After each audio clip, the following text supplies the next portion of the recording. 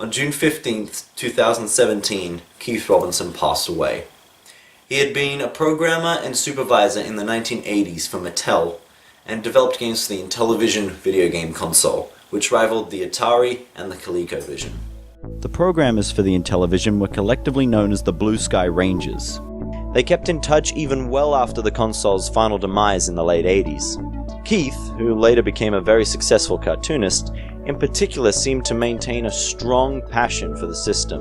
And in 1995, the Blue Sky Rangers website was created, and not long after they purchased the full rights to the Intellivision and its games. And in 1997, Keith founded Intellivision Productions Inc., a company dedicated to the preservation of Intellivision, its history, its games, and making them available for everyone to play.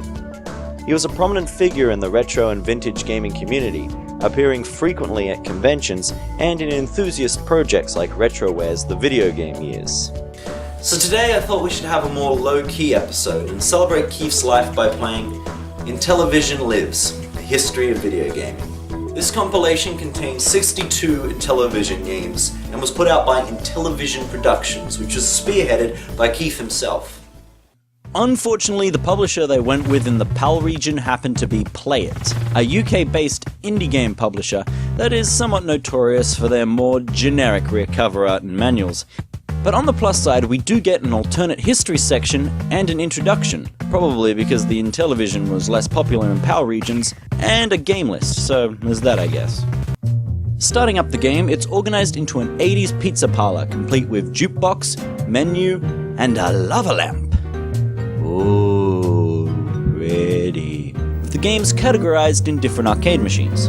But before we go into that, the first thing that will hit you is the theme song. It's just great. Terrible. Yes. But great. And it captures within it all of the bad video game songs from the 80s, but in a way that you actually want to listen to.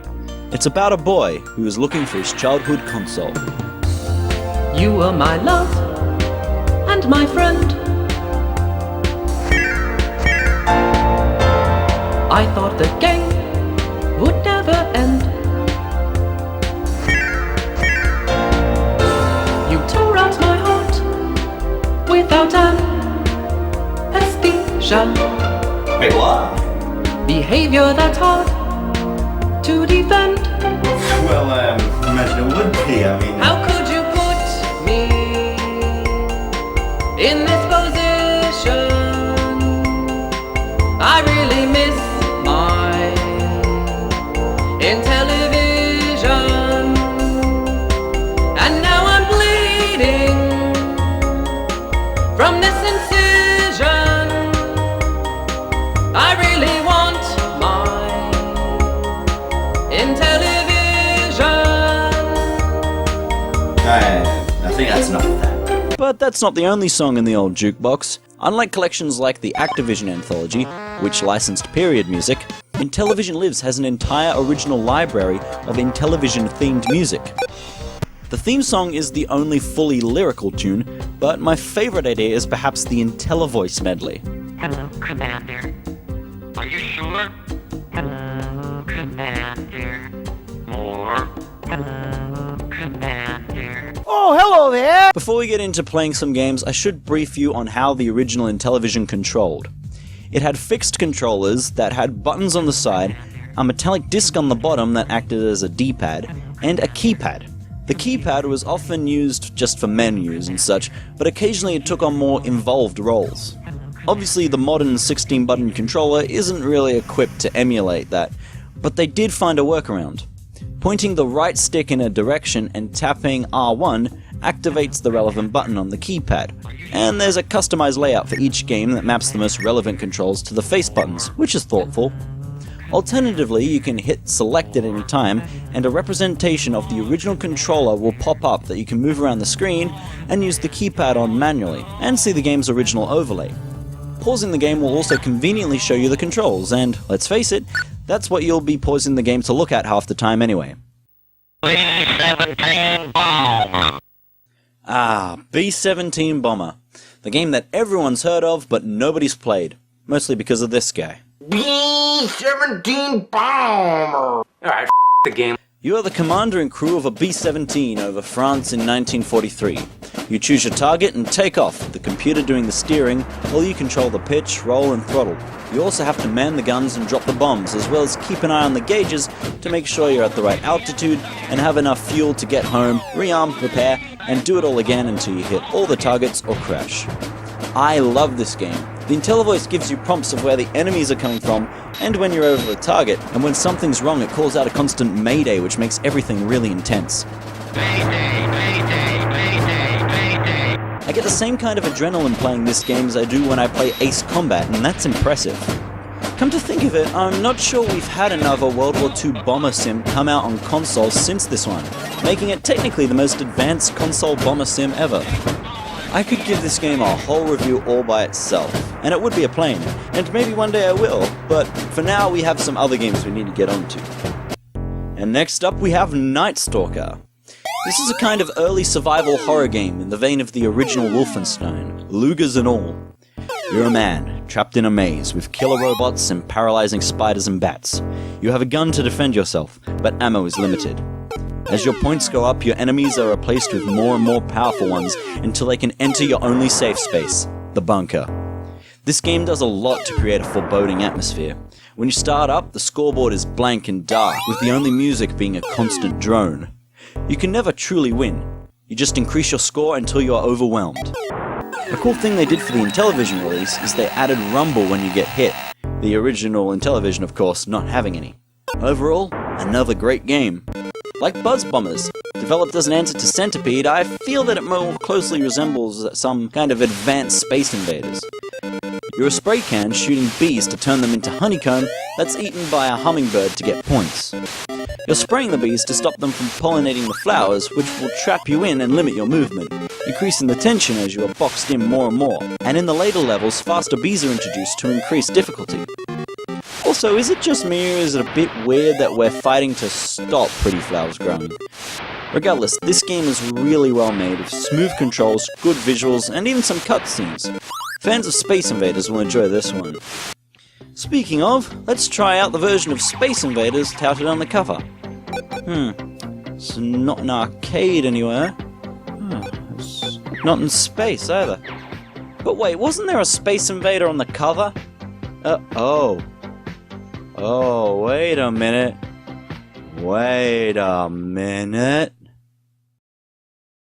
Well played, play it. It turns out that this game does have Space Invaders, albeit an unlicensed, though not illegal, clone from back in the day called Space Armada. And that's where the cover image is from. Well, on my copy at least, this version of the cover is exclusive to the PAL release. America had this much nicer one with a picture of the console surrounded by games, which I like much more. So why did we get this one? But my bet is that it was the publisher that made the decision. I mean, when you think of an old video game, what's the first game you think of? Space Invaders. Yeah, that's right, Space Invaders. So what I think they did is... Wait! What are you doing here? I heard that you were playing Intellivision games. I wanted to join in. You just let yourself into my house and... Yeah. Okay then. Space Invaders, alongside Pac-Man, is the poster child of vintage arcade gaming. While the Intellivision is pretty obscure, everyone knows the Space Invader.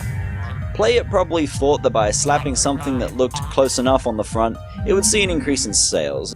For the record, Space Armada is a relatively competent Space Invaders clone. At least it's better than the 2600 version, but it's not as smooth as the arcade version because the ship moves in intervals of more than one pixel at a time, making it feel a little too jerky, and also the speed of the Space Invaders doesn't change as the level goes on. Well, who needs Space Invaders when you've got Astro Smash? Long story short, asteroids and spinning things are crashing into the Earth's surface, and you're controlling a spaceship? Well, the instruction manual says it's a laser battery, but with these games you really need to learn to sort of use your imagination. You get a new life for every 1,000 points you get, and you lose points every time you die. Once you run out of lives, game's over. Simple. In addition, you'll lose a life should any of the satellites make it through to hit the surface. I don't know, maybe they're nukes or something and they irradiate the land. The game gets pretty addicting, even more so than something like Space Invaders, because it's not quite as hard as any of these games. 1,000 points is pretty easy to get to, at least early on, so you're constantly accumulating more lives for the harder sections. This feeds more into the whole one more play mentality and keeps you going. Astro Smash is one of the many games that has a special challenge to complete. On these games, if you get a high enough score, you can unlock special bonuses like original Intellivision commercials and archival footage. Unfortunately, I can't quite get enough points to beat the goal. My record's only about 18,000, but I don't know, I'll keep trying, maybe one day I'll get it. Is 50,000 enough?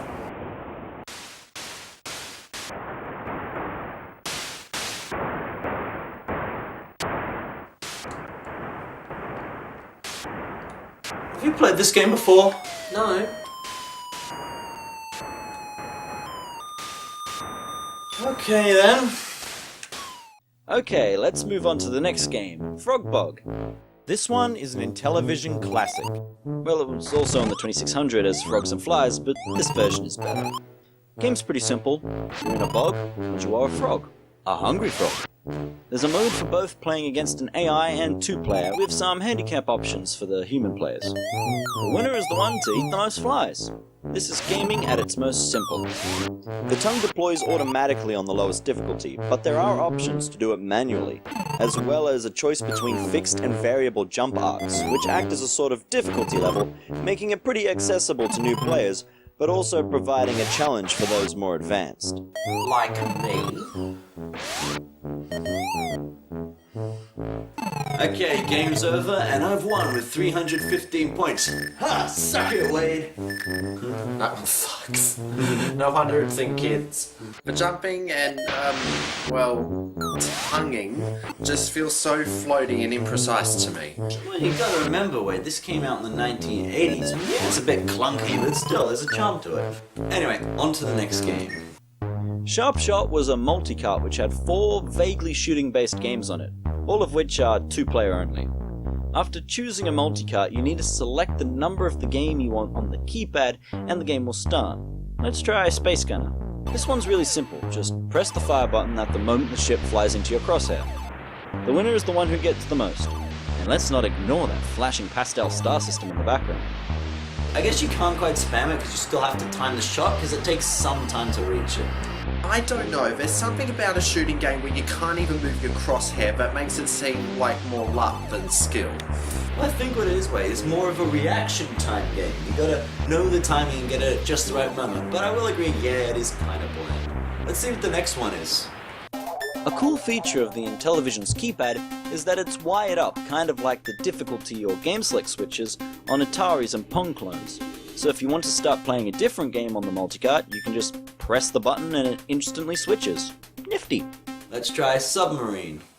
Okay, so in this one, we're shooting torpedoes out from a submarine to take down various ships. Again, it's just kind of timing based, you can't actually control the submarine just when the torpedo fires. Correction, you are shooting down submarines. The multiplayer is one after another, kind of like Mario Brothers, and you compete for high score. I actually like this one a bit more. It's much more satisfying to be able to aim at your targets, and the ships dart around, changing speed and direction, demanding a high level of strategy and engagement. This one's well worth the play. Not all of the multicarts were the same.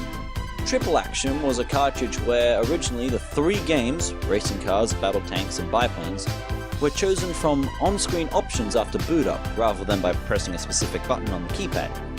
And because the 3 games were such different genres, they were split up here into 3 separate entries.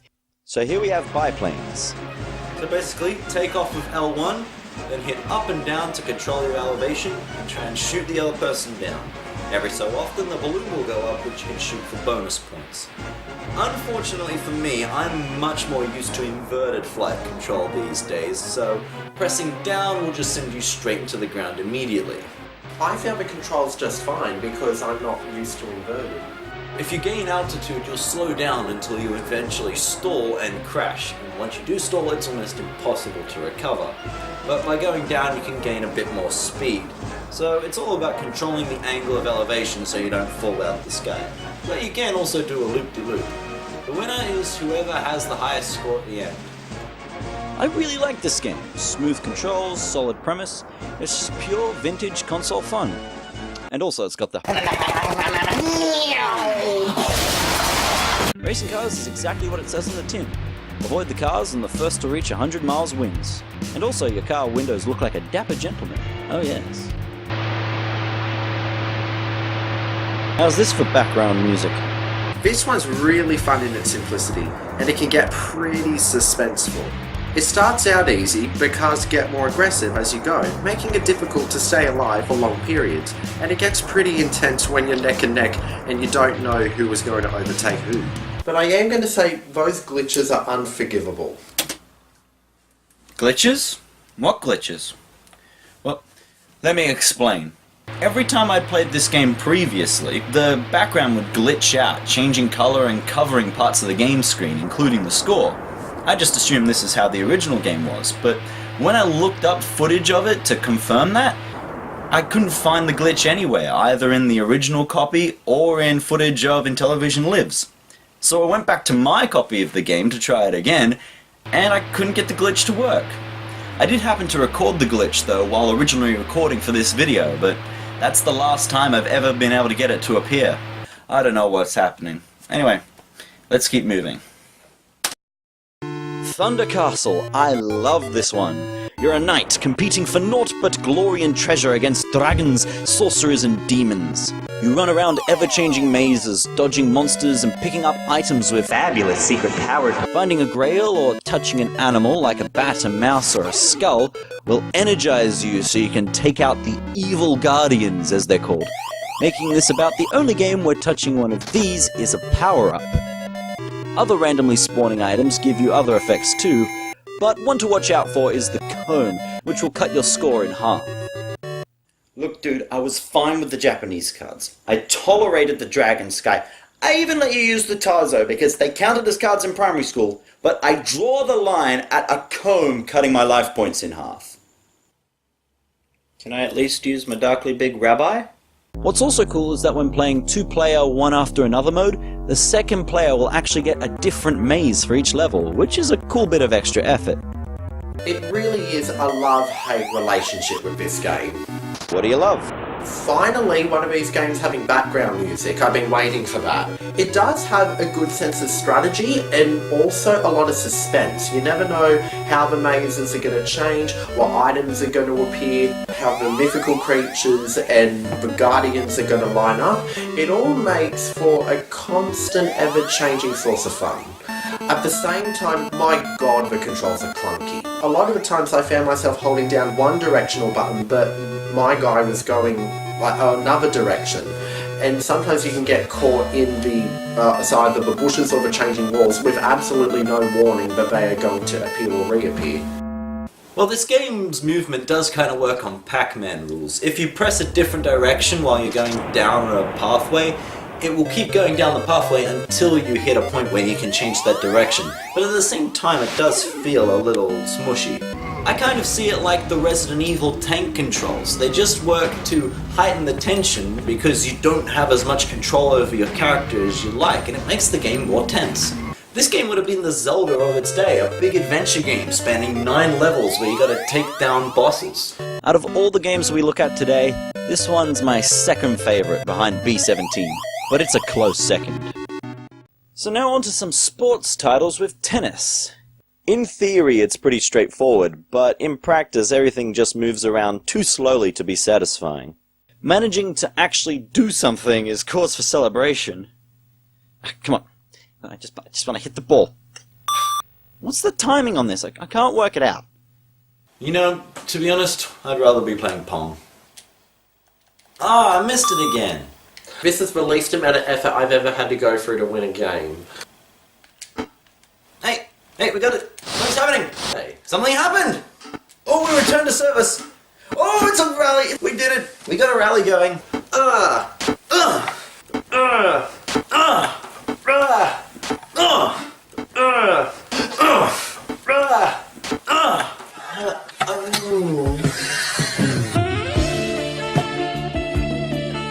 Yeah, okay, we might be exaggerating this a bit. Maybe give it a miss, and instead play this next one, Shark Shark. You start as a little fish and eat other fish to become bigger fish, including your opponent. Watch out for the shark though, who can eat you no matter what size you are. But if you're feeling lucky, you can nibble on her tail for some extra points. The game is pretty fun, but one problem is, if one player dies, they won't respawn until the other player dies as well, leading to some long wait times. Gee, that worked for you, didn't it? There's no music, and it can get pretty boring if you're the first one to get killed. But fantastic if you're not. Yes.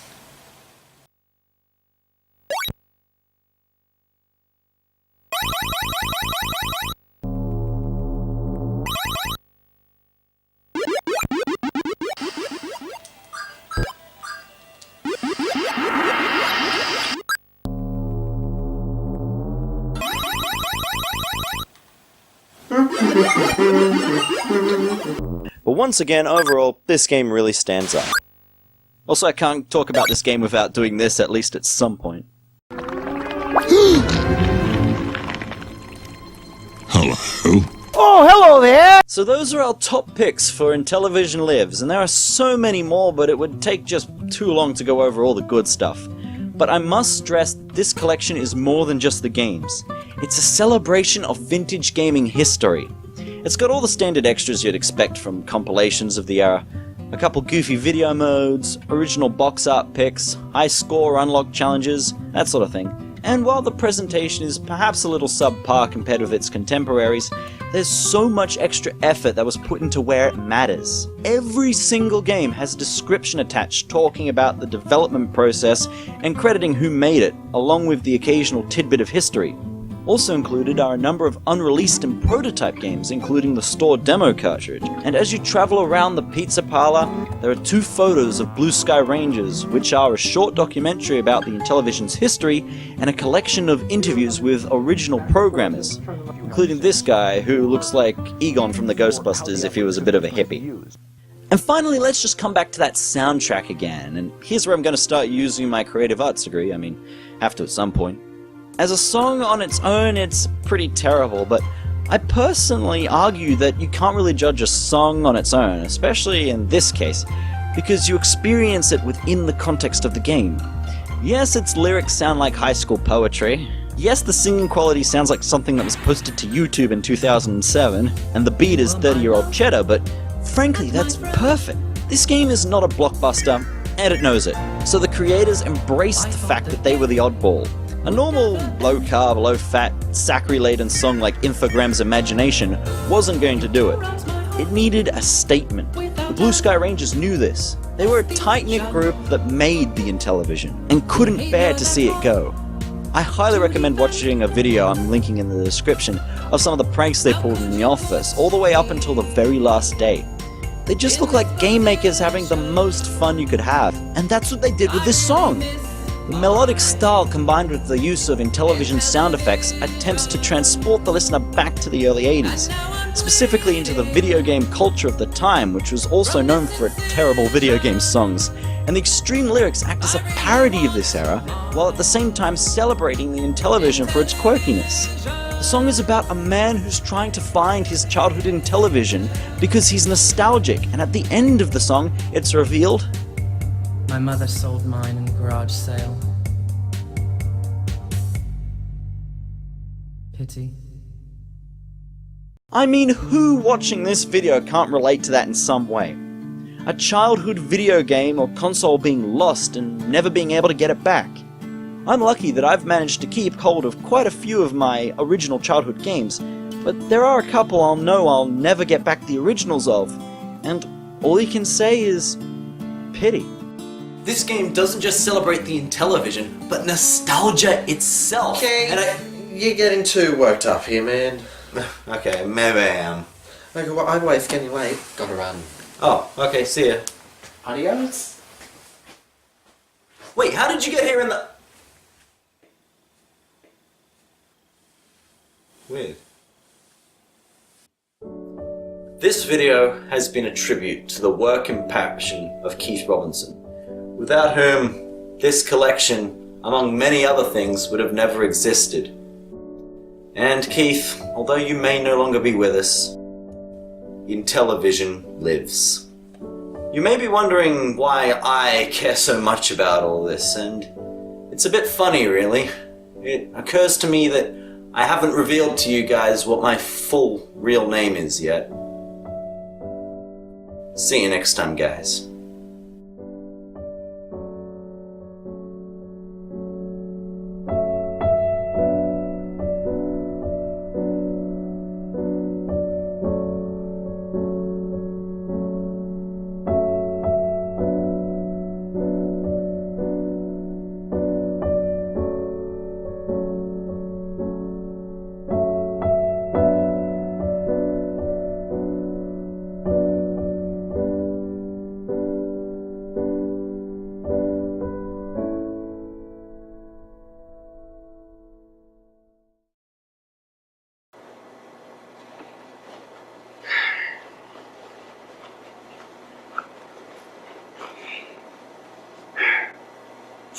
Well, guess that's about everything.